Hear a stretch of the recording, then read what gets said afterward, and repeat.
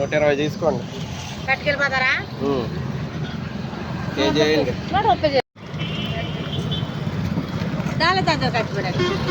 దారా సీను చేపలు రివ్యూ ఇద్దురా. ఏంటో తెలుసా? ఫిష్ అంటే కోడిగుడ్లు.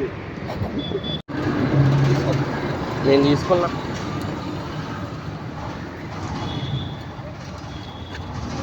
నాలుగే అంటే కొన్ని వచ్చినాయి. వేసాను 1 కేజీ వేసుకో, అప్పుడు ఎక్కువ వస్తాయి.